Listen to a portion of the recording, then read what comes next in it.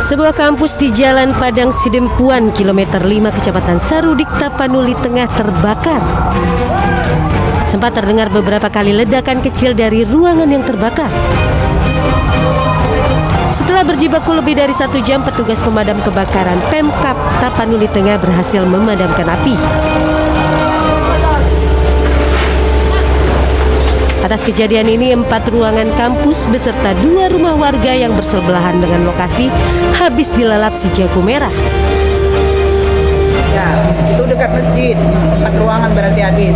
Tetangga-tetangga kita lah, itu kan habis semua kan, kayak koko berdampingan. Api jelas dari luar SDI, dari luar rumah penduduk. Kemungkinan dari belakang, karena asapnya aja yang masuk. Tiba-tiba udah besar, mungkin hari terik kan. Akibat kebakaran tersebut, buku-buku kemahasiswaan dan peralatan akademik yang berada di ruangan perpustakaan dan ruangan BPH Al-Wasilah ludes terbakar. Sementara itu, penyebab kebakaran masih diselidiki oleh pihak kepolisian.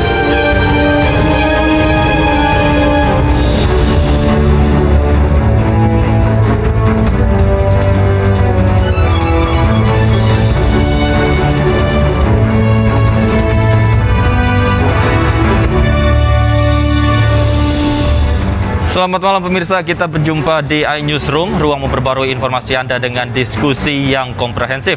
Bersama saya, Davi Pratama.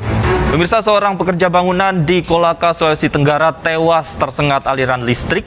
1 rekan korban kritis setelah terlempar jatuh dari atap rumah.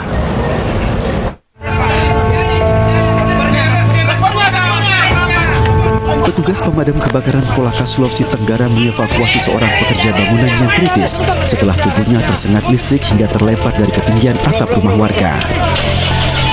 Dengan sigap, petugas membawa korban kritis ini menuju rumah sakit untuk mendapatkan penanganan medis. Selain korban kritis, petugas juga mengevakuasi seorang pekerja yang tewas tersengat listrik di atap rumah warga.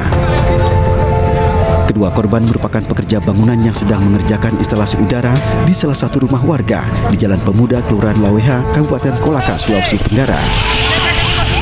Kedua korban dibawa ke Rumah Sakit Umum Kolaka setelah tubuhnya alami luka bakar. Di mana korban sementara memperbaiki balkon dan atap rumah dan tersengat arus listrik. Tapi kondisi korban bagaimana? Jadi kondisi korban langsung dilarikan di rumah sakit, dan tiba di rumah sakit korban meninggal dunia. Pihak keluarga yang tiba di rumah sakit tak mampu menahan tangis saat melihat tubuh korban yang penuh luka bakar. Jasad korban diserahkan ke keluarga untuk dimakamkan. Sementara itu di Jakarta, pemirsa, aliran listrik yang berada di Jalan Abdul Muiz, Tanah Abang, Jakarta Pusat terbakar. Kobaran api membakar untayan kabel sepanjang 10 meter.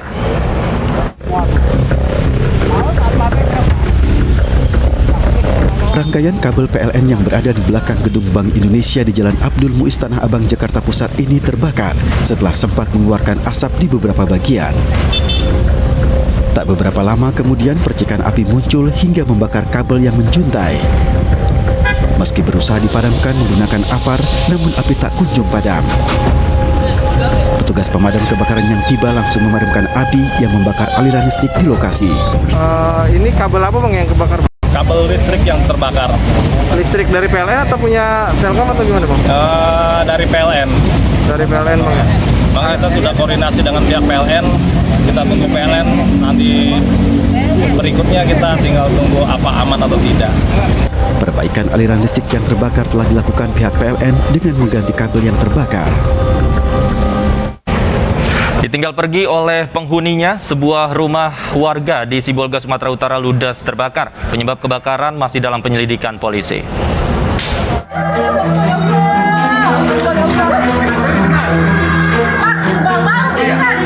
Kobaran api membakar sebuah rumah semi permanen milik warga di kawasan perbukitan di Kelurahan Simare-Mare, Kota Sibolga, Sumatera Utara. Banyaknya material bangunan dari kayu membuat kobaran api cepat membesar dan melumat seluruh bagian rumah. Lokasi rumah yang berada di ketinggian membuat proses pemadaman sempat alami kesulitan.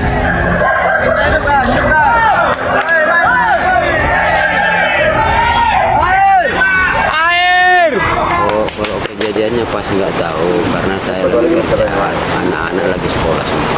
Oh, Anak-anak pas sekolah ya Pak? Iya, di rumah kosong ada yang Jadi gimana barang-barangnya Pak semua? habis semua Pak, surat-surat semua, mau pakaian, buku sekolah, semua habis Pak. Nggak ada. Masih kami selidiki karena pada saat terjadi kebakaran, Pak Uta Galung sedang pergi mengantarkan anaknya sekolah dan ketika kembali rumahnya sudah tutup. Untuk meringankan korban kebakaran, bantuan uang dan kebutuhan lainnya diberikan kepada korban. Dan pemirsa, usai kumandang azan maghrib berikut ini, Newsroom akan kembali memperbarui informasi Anda dengan update ibu yang tega membunuh anak kandungnya. Tetaplah bersama kami.